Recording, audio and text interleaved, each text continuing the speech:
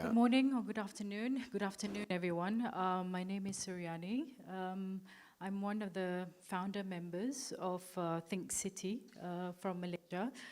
And well, we have 8 minutes.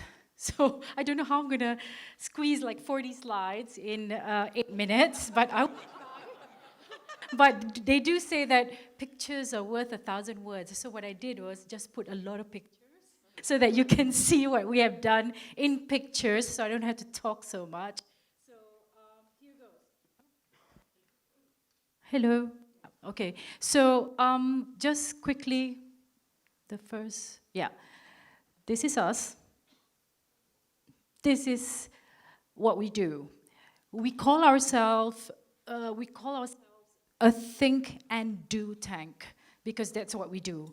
We think and then we do. So we don't just think.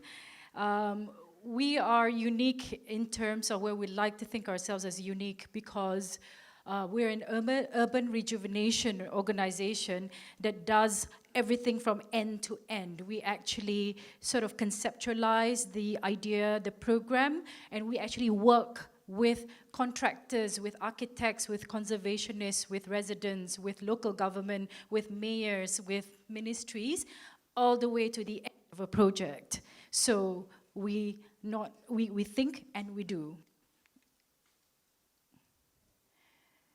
Basically, this is our aim, and this is mostly of what we do. We drive regeneration, we influence urban policy, we implement urban solutions. Hello? Yeah, urban solutions. Yeah, I think that's better. And in many areas that we do, we find that there's a repetition of things that need to be done in Malaysia, and I think in most Asian cities. Capacity building, because there's still a lot of people who don't know or don't have the skills to do what we're trying to do, which is make cities better, make cities more people-friendly. So capacity building.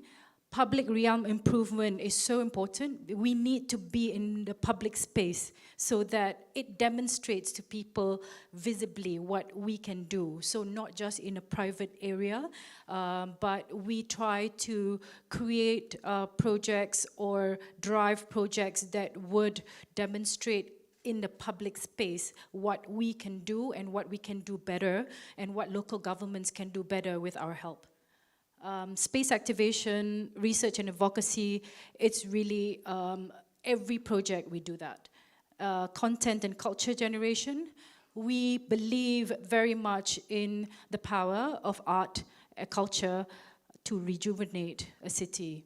And we've done it for over 10 years, and we find that art and culture is a very, very important soft tool to rejuvenate cities and to make cities more people-friendly.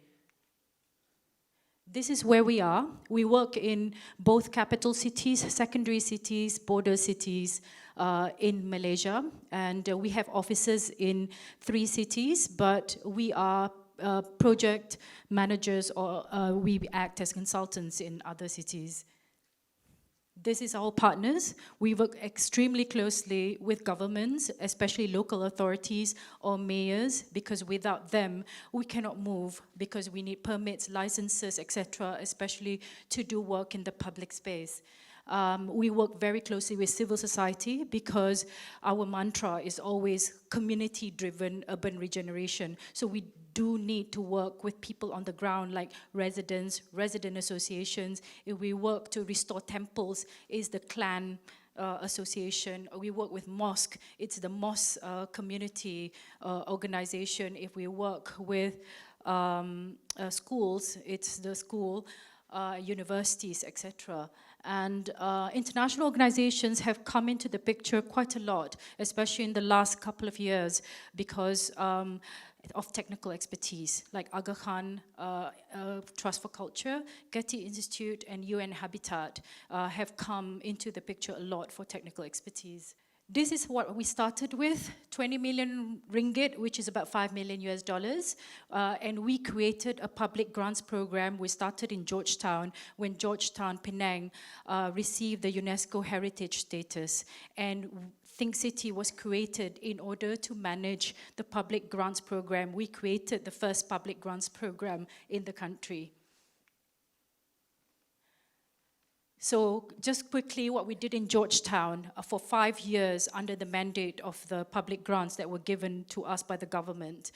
This is what we did, social housing. We worked with tenants and owners to make houses more affordable within the heritage zone so the people didn't have to move out.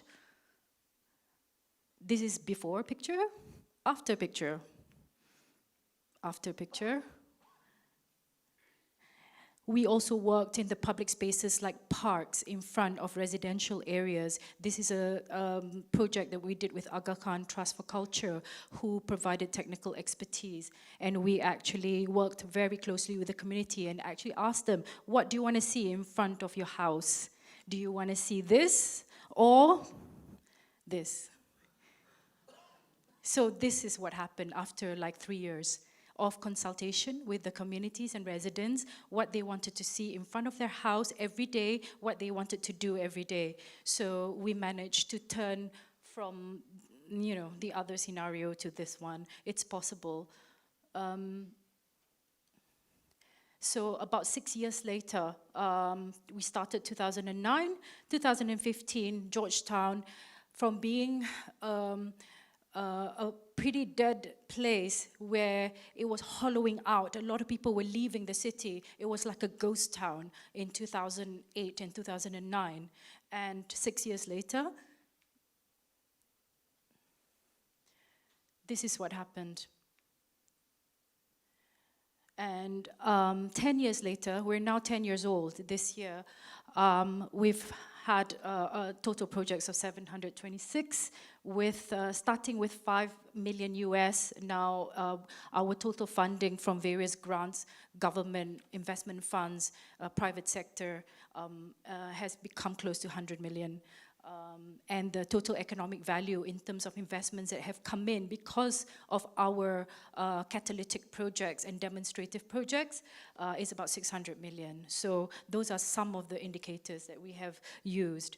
And to date, our most recent project, to demonstrate social innovation, we thought it was very useful to show what you can do on the ground before you can actually execute it and implement. And this is what we did with the World Urban Forum.